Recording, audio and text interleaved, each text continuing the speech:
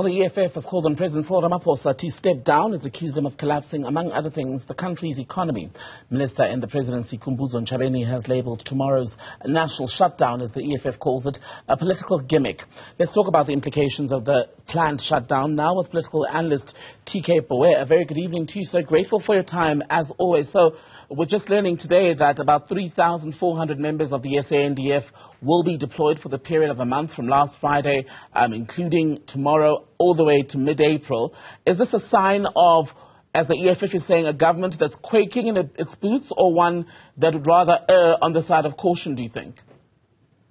I think it's something more in between, which by that I mean, look, if it is a government that really is afraid of a party that only has about 10.8% of the vote, then it doesn't all go well for the type of government it is. But at the same time, they also don't want to be seen by investors to be, basically just standing by and allowing this to happen if let's say, things really get out of hand. So I think it's something in between the EFF being more hopeful than they probably should be about what this really is, and the government trying to say, listen, we don't want to make mistakes of the past, and at the same time, we also know that, look, it's not as though we're going into the 2024 elections with everything going the right way we'd like it. So I think it's something in between what you've just said. And just on that, no one knows actually how much of a success or a failure tomorrow's program will be. The EFF itself has said people must gather where they are, basically, so there's no clear anticipation of numbers or of how widespread the action will be. Whether a success or a flop, what will the implications be for the EFF as a political party, especially when you consider that we're going into an election year very soon? I actually love that question because it's not something people have actually been asking. And I think sometimes the EFF works with what I term a strategic ambiguity in how it wants to come across. In the sense that if they grow by any percentage in any election, they always say, look, we're the fastest growing party. But then the reality of what the EFF is, if you read its constitution and what its leader says, is they want to be government. They're not even the second opposition in government. That's the Democratic Alliance. Let's put it maybe into perspective. Let's try and maybe paint what failure should look like for the EFF. The EFF had about 1.880 million voters at the last 2019 elections, right? If the streets tomorrow have less than that number, one would have to say the EFF has not succeeded. Because it's basically saying, listen, these people who voted for you really do believe in what you're saying, don't really believe in what you're saying to the point of saying, let's go out and really support this to be true. So if tomorrow's numbers are really less than a million, let's say less than 1.8 million, we're going to have to start asking the key question is the EFF bigger in the minds of social media and the media in itself than the reality of South Africa? Because what the votes tell us about the EFF is people do like its message. Let's not get that wrong. But people are not ready to say, listen, we're even willing to say, listen, you can go above the DA. So I think we do need to put a picture saying, what does failure look like? And for me, if we don't have, let's say, 1.8 million people coming out, because that just at least gives a par, then we have to say this has not been a successful vote. It's basically been almost like it's a wasted time. Wasted in the sense that they've not got what they wanted, and we have to question the machinery and the impact of the EFF. Which brings me to my next point about the number of civic organizations as well as communities which have already come out issuing statements saying, even, for example, the Santaco members, the Taxi Association, saying they will be working as normal on Monday, and all of these people who say they will be going to work, opening up their businesses, or communities that say they will not participate in the shutdown, say they want to continue with life tomorrow, even though they share the frustrations about the poor state of the economy, the frustration caused by the constant blackouts and everything else that we're battling as a country. And the refrain appears to be that even though people are fed up, they don't want to be led in a program of mass action that is basically coordinated by a political party. What does that tell us about where we are at this point in our democracy? I think it speaks to what happened at the last local government elections, which is every South African is frustrated. I think we can't hide that now. And it's no longer taboo to say people have really questioned whether the ANC is actually winning as a political party, as in whether they've got the right political capital to actually lead the country.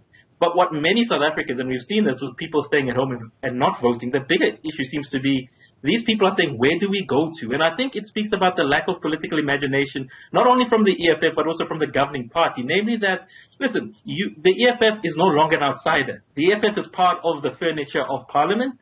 and many councils across municipalities. So people then do ask the question, but listen, we've taken you to we've taken you to parliament, we've taken you to various places in the legislature, you're in the municipalities. Why are you not able then to impact it in the way that you claim that you're going to be? Because if you read the Constitution, especially the aims and objectives, they really they purport to be a revolutionary party, and most important, they purport to be an intellectual party. So the question comes to be, is this intellectualism real? And is this revolution real when it comes to how you want to be part and parcel of the establishment? And I think this march really leads to more questions than answers from the population, because people are saying, we've given you political party. Because what you're asking for seems to be a bit more than the political, and I think that's very problematic for most South African citizens.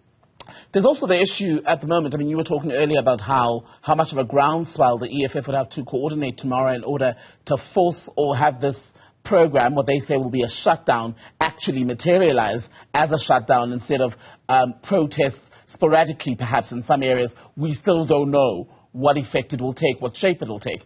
When you look at that and the other people in the country, there would have to be a massive surge, would there not, for example, to bring about the resignation of a president as has happened in other countries. I mean, government was clear in the briefing last week that what they are terming regime change can only come through the ballot.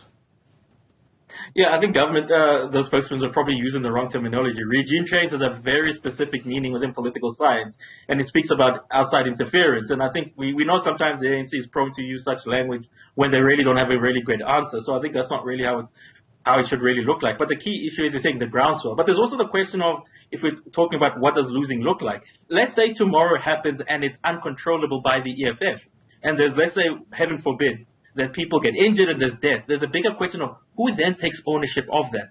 Because in South Africa, the reason why marches have really become like a lost cause is because, A, government doesn't listen. So people feel like they need to take it to an extreme end. And this is not, so that's really on government. But there's also the second thing. We've seen this a lot with unions where numbers are going down. There's a question of how much buy-in, political capital can you get from citizens if you damage property? Because remember, you don't get voted in by people who just love you and are affiliated to your political party. You need the rest of South Africa to go in. So what I also find to be interesting tomorrow is going to be what you said, the groundswell. If people feel as though their rights are impinged, because I have to say, there's nothing wrong with what the EFF wants to do going out, not an issue. But if people feel like, listen, my job is literally on tenterhooks and you already are infringing on that, then the key question comes in to say, but listen, why would I even trust you with the vote? Because it would seem to me that if you don't get your way, you basically have little disregard for me as an individual and my, precarious situation. Let me get your thoughts then. You mentioned the official opposition, the DA, the second largest political party in South Africa by electoral performance.